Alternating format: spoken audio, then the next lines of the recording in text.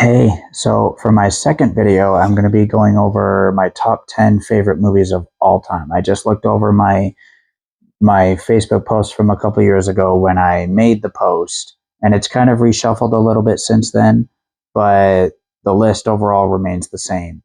So my favorite movie of all time, period, is Independence Day. For those who don't know, Independence Day is about an alien invasion that takes place over the 4th of July weekend.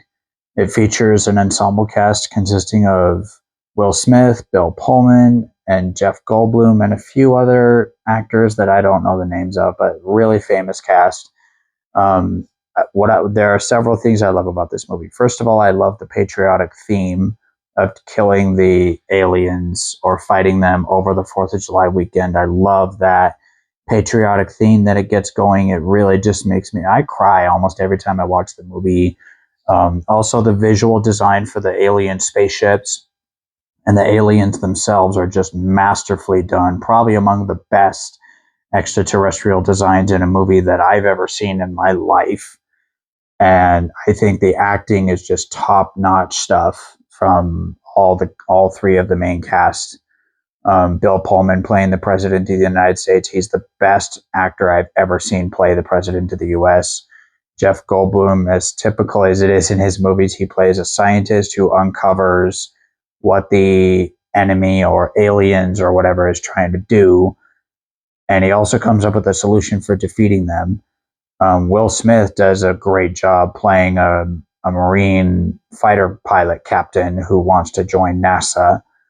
And in my opinion, the movie has the best battle speech in the entire movie or in the entire film industry, period.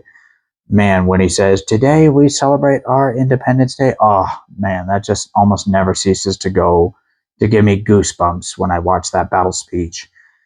Second on my list is the first live action Transformers movie. This movie is not only the best movie in the franchise, but to me, it's what introduced me to Transformers in the first place. And Transformers is my favorite film franchise of all time. Probably also my favorite media franchise ever. So I've watched the movie so much that it sometimes feels stale compared to when I watched it for the first time. But that's only in comparison to watching it for the first time. The movie itself is still just one of the best movies ever. Has an amazing introduction to the Transformers franchise. You got Peter Cullen back as Optimus Prime, and you have Hugo Weaving voicing Megatron. He did a great job in the first three movies, but I think Frank Welker should have voiced Megatron in the first place because he voiced Megatron in the original OG cartoon from the 80s and in most other Transformers continuities, including several of the games. The visuals for the Transformers themselves are just amazing, very well done.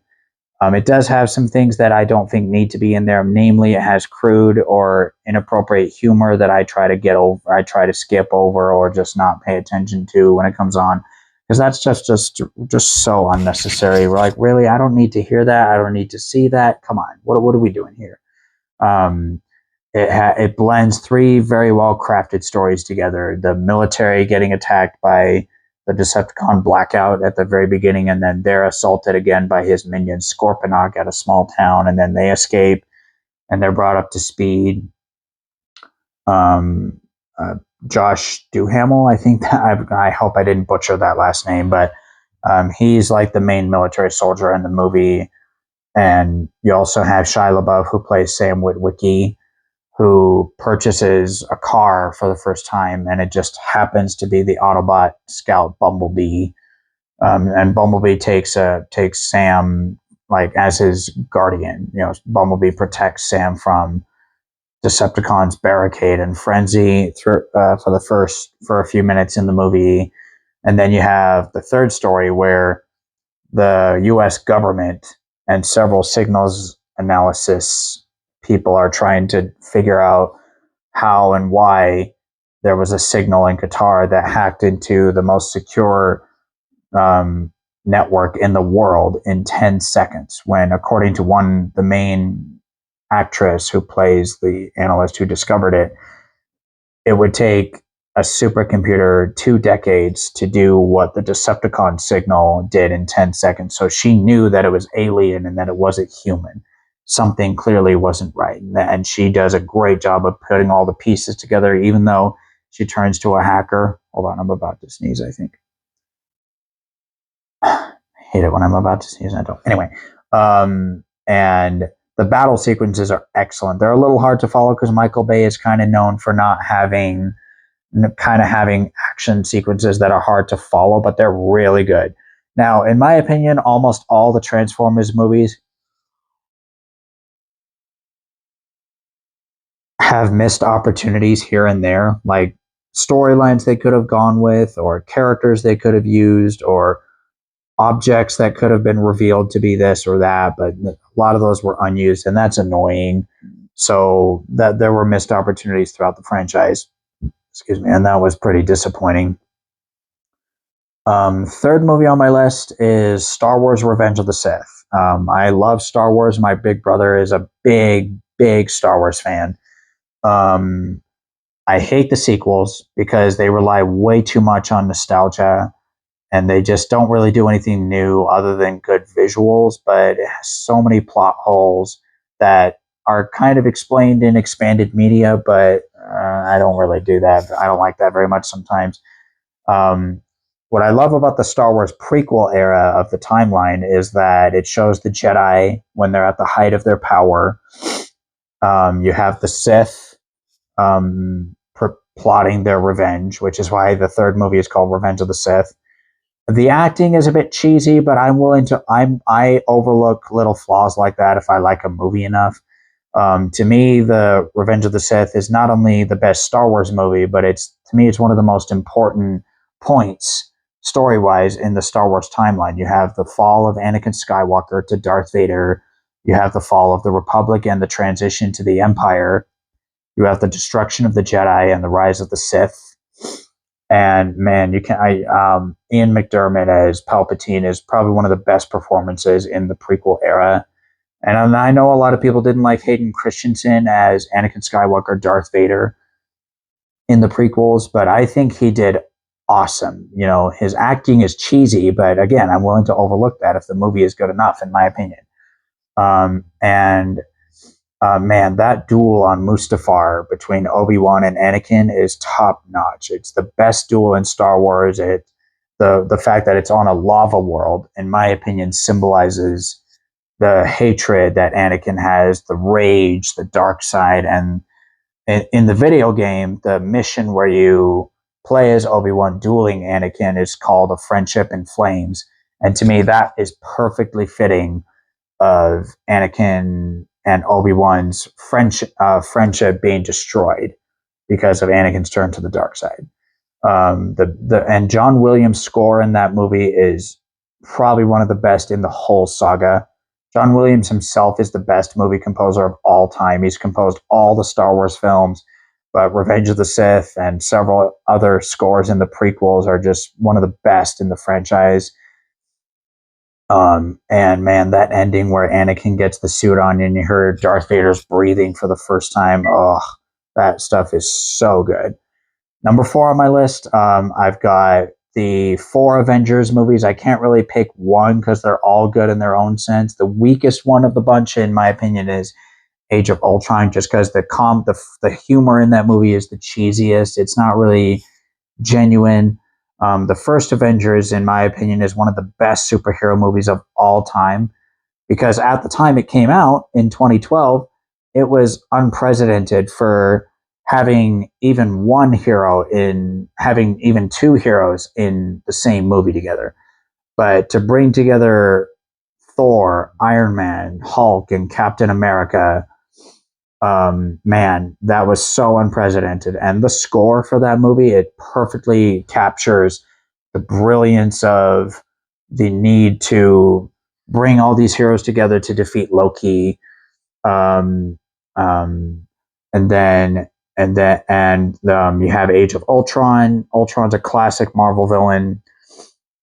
And then you have Avengers Infinity War and Avengers Endgame. In my opinion, they're one movie shot back to back. Avengers Infinity War, man, that movie when it came out, I didn't see it on opening night, but man, it's so good. One disappointment I have is I wish Thanos wore his armor because he looks stupid without his armor. I think he looks best with his helmet and armor and the Infinity Gauntlet on, but that's just my personal take.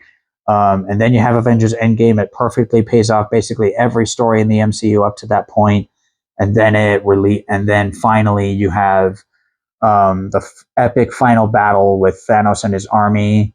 Um, so, um, I'll be right back. I gotta go for a second. So yeah, and you have that final battle with Thanos and his army, and it basically makes it so that deaths in Infinity War with Thanos' soldiers were quickly played through because in Infinity War is when we got their more laid out, slow deaths. So in Endgame, they were all just quickly dispatched in part because of Tony's snap. And then on number 5 on my list, I have The Mask of Zorro. Uh, the Mask of Zorro, in my opinion, is one of the greatest movies of all time, in part because I like swashbuckling, sword fighting movies. It may not be the best in a lot of people's minds, but to me, it has one of the most satisfying villain deaths of all time because you have essentially 2 generations of Zorro fighting their arch enemy and people they're seeking revenge against. Now, I'm against seeking revenge. So I think what would have made the movie better is rather than the entire fight in the movie being about revenge, I think it should be about justice because of all the evil they've done. And to me, that's a much more just reason than Zorro just getting revenge. Although the movie does teach a lesson about putting aside personal vendettas, which kind of means, he's fighting for the greater good beyond just his personal vendetta. But it also just feels like, is he really doing that, or is he really just trying to get revenge while struggling to put aside his feelings? Now, it has a scene that makes me so uncomfortable. It's when Zorro is fighting Elena, the original Zorro's daughter, and he uses his sword to strip off her clothes. That really, come on, Zorro, you didn't need to do that. Why? That makes me so uncomfortable. He didn't have to do that at all. And I love the 1800s setting in that movie. So anyway, those are a couple reasons why I love The Mask of Zorro. At number 6, um, I've got Tarzan, I think. I might be butchering my list. I just looked at my list and I haven't memorized it. But anyway, Tarzan is my favorite Disney movie of all time, and it's my favorite animated movie of all time. What I love about Tarzan is I can relate to him in the sense of feeling different from people around me. And before I met my wife and married her, I often loved it because of, wanting to feel, like I belong with someone. But now that I'm married to my wife, I belong with her, and that's not an issue. I still relate to Tarzan's struggle to fit in and understand what's normal behavior because, again, I was diagnosed with autism when I was very young, and it's been a challenge. Um, but I also love the music in that movie, both the instrumental music and Phil Collins' songs in that movie. Oh, they just get your heart. They just get my heartstrings going, especially Strangers Like Me, where Tarzan is learning about the human world and he's introducing Jane to the human world. Oh my gosh, it's top notch stuff. And again, another satisfying villain defeat, although it's really dark because you remember Clayton gets a vine around his neck and it snaps and it shows the silhouette of his body hanging in the background. And I probably didn't need to see that. That's a bit too much for a Disney film. At number 7, yeah, sorry. I've got WALL-E. WALL-E is my favorite Pixar movie ever because WALL-E, he's just probably one of the cutest robot characters alongside R2D2 ever. I love the love story between him and Eve in the movie. It's just a sweet, sweet love story. And it's a story about being responsible for the planet and not relying exclusively on technology to do your everyday things that you're perfectly capable of doing on your own. And it's just a beautiful, beautiful animated story about love and responsibility. And I don't really like the political route that it goes. That bugs me, but it's still a best Pixar movie in my opinion. And the music in that movie, and I know I say this a lot, but the music in that movie is just so amazingly done. At number 8, I've got The Princess Bride. Princess Bride was originally in my top 3, but I changed it. Princess Bride, in my opinion, is probably the most quotable movie of all time, period. Pretty much every line in that movie is quotable and can be created into a meme, an internet meme. It's a beautiful love story between Wesley and Buttercup. It has a perfect blend of romance, adventure, comedy, and action. It's clean. It has little to no inappropriate sexual references that are so unnecessary in today's media. One of the best movies. In fact, that movie is what kicked off my wife and I's gradual decision to get married, because we were watching it and the end credits rolled around and I said, wait a minute, I don't want to go home. I want to go home, but I want to stay here as well. And she said, well, we can get married and stay together. And I'm like, what? So that movie is really special to me for that reason, but it's also it's probably the most quotable movie of all time. At number 9, I have The Lord of the Rings, Return of the King. Now, I'm not really into fantasy, and the lore of Lord of the Rings goes way beyond the movies. And so I'm not really into fantasy or the lore of the Lord of the Rings too much. But The Lord of the Rings, Return of the King has among the best fantasy action of all time, with the Siege of Gondor and how basically Sauron trying to capture Minas Tirith is like over half the movie. So I love that. The score in that movie, I don't remember who did the score, so correct me on whoever did it. I think it was Ron Howard or Hans Zimmer. No, Hans Zimmer did Pirates of the Caribbean. I think Ron Howard did. I don't remember the film composer for Lord of the Rings. Gosh, I'm butchering these so bad. So it and it has a classic villain defeat with Sauron and the ring being destroyed.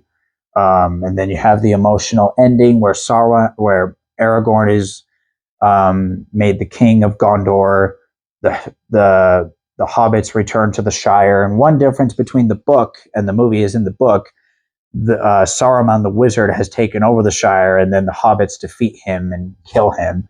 In the books, they return home and everything's like they never left on their journey. So Lord of the Rings Return of the King is so good, even though fantasy is not really my genre.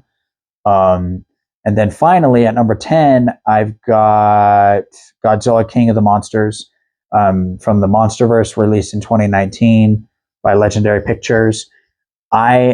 Godzilla was probably the first franchise I was ever introduced to, probably even before the Star Wars franchise. To me, this is the best movie in the franchise because you've got an all-out war between Godzilla, Mothra, King Ghidorah, and Rodan. It's got among the best visuals and fight scenes ever put into film by a monster movie. And it brings back classic callbacks to Godzilla movies from the old days of the 70s and 80s and even the 90s. So lots of good stuff. And man, Godzilla, love Godzilla. In fact, one of these days I want to watch all my top 10 movies and kind of just relive them. So yeah, that's a list in my ranking of my top 10 movies of all time and my reasons behind them, what I like and what I don't like. So this is my next video in my project. So it's going good so far. Yeah, thank you.